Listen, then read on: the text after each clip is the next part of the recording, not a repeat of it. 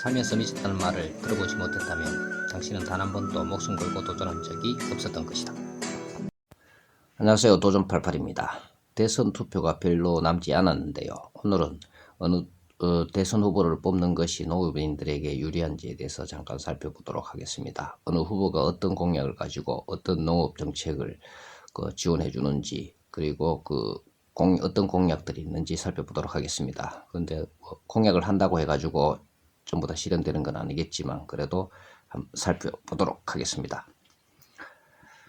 먼저 슬로건: 농촌 소멸 대선 공약, 식량 주권 공약, 기후 위기 관련 공약, 농지 관련 공약에 대해서 차례대로 살펴보도록 하겠습니다. 먼저 민주당 대선 후보인 이재명 대선 후보의 공약을 보겠습니다. 자, 슬로건은 농업 농촌 대전환 이렇게 되겠죠, 그죠? 그 다음에 이제 대선 공약을 보면 농어촌 기본소득 100만 원. 농어촌 기본소득 100만 원 이미 각 지자체에서 그걸 하고 있죠, 그죠? 30만 원에서 120만 원까지 이미 하고 있는 제도입니다.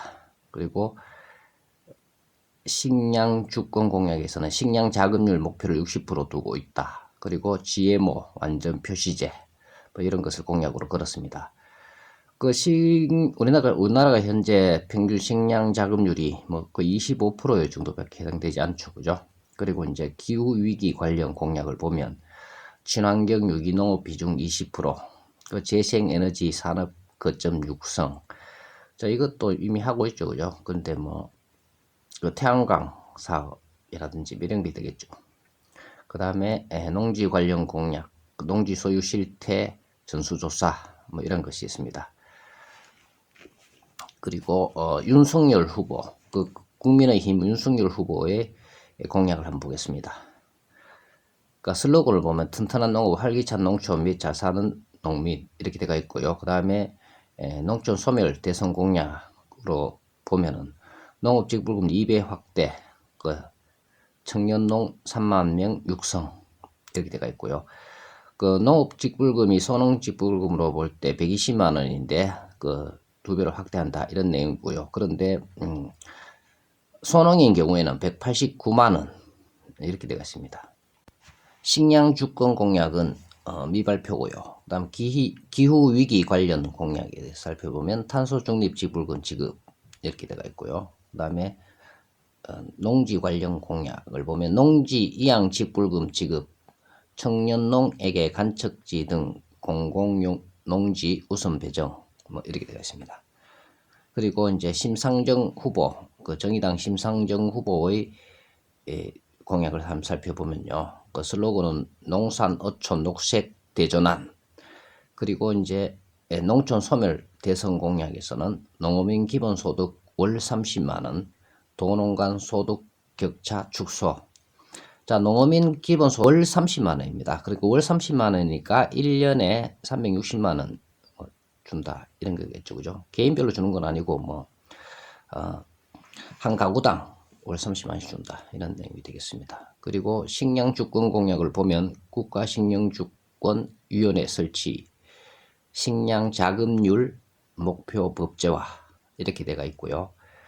그리고 기후 위기 관련 공약을 보면 생태 농업 비중 30% 이상 확대, 농지 관련 공약을 보면 농지 총량제 이렇게 되어 있습니다. 그리고 국민의당 안철수 후보는 농업 정책에 대해서, 농업 선거 공약에 대해서는 아직까지 모두 미발표 상태입니다. 단순하게 농민에게 주어지는 지원금에 대해서 비교를 해보면 이재명 후보 같은 경우에는 농어촌 기본소득 100만 원을 지급한다 이렇게 되어 있습니다. 그래서 직불금은 농업직불금 이미 소농인 경우에 최소 120만 원 지원되기 때문에 100만 원을 추가적으로 더 지원해 준다 이런 내용이고요. 윤석열 후보 같은 경우에는 농업직불금 2배 확대라고 되어 있지만 소농인 경우에는 기존에 120만 원 지급하던 거를 189만 원 지급한다고, 그러니까 89만 원이 아니고 69만 원을 더 지급하는 꼴이 되겠습니다. 그리고 탄소 중립 직불금과 농지 이양 직불금은 얼마인지는 구체적으로 언급하지 않았습니다. 그리고 심상정 후보 같은 경우에는 공익직불금 120만 원을 제외하고 농업인 기본소득 월 30만 원, 그러니까 1년에 360만 원을 더 지급한다, 이런 내용이 되겠습니다. 세 후보 중에서 심상정 후보가 360만 원을 더 지원해 주고요.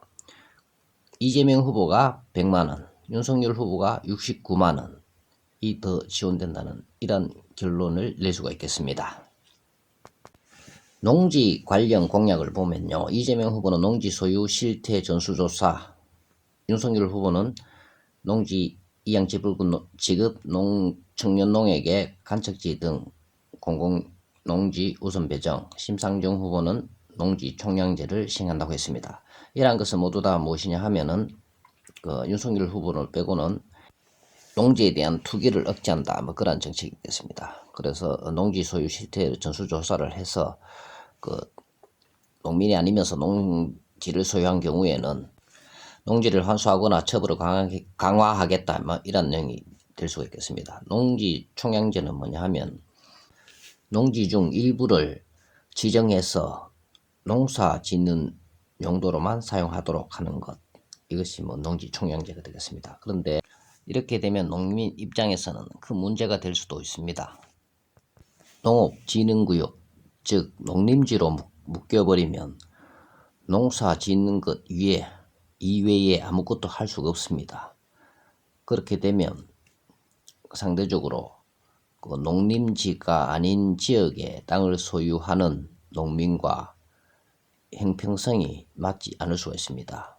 예를 들어서 관리지역을 소유한 농민의 경우에는 농지를 팔 경우에, 예를 들어서 농림지라면은 평당 가격이 10만 원 밖에 하지 않는 땅이 관리지역에 소유하는 농민들의 경우에는 30만 원씩 이렇게 하거든요.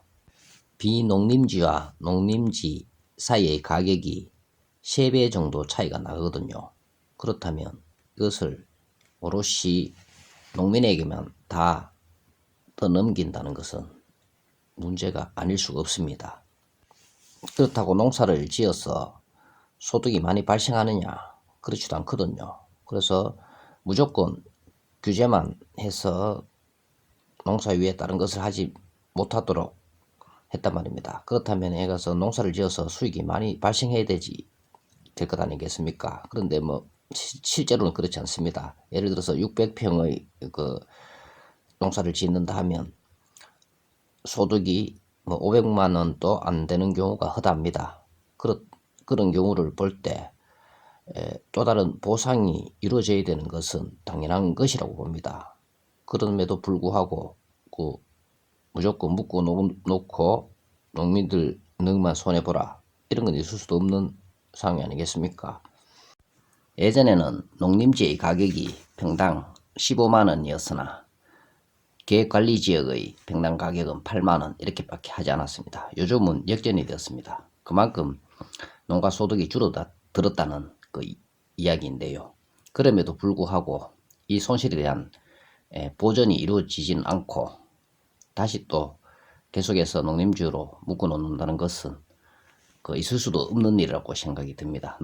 이러한 것을 무시하고 농업정책을 펼친다는 것은 탁상공론에 지나지 않는다고 볼 수밖에 없습니다. 그래서 우리 농민들은 강력하게 주장합니다. 현실에 맞는 정책을 펼칠 것을. 자기가 좋아하고 지지하는 후보에 투표를 하면 되겠습니다. 그리고 또한 농업과 농촌의 발전에 이바지할 수 있는 그런 후보를 뽑는 게 좋지 않을까 생각을 해봅니다.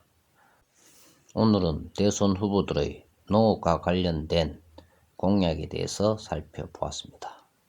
감사합니다. 도전88이었습니다.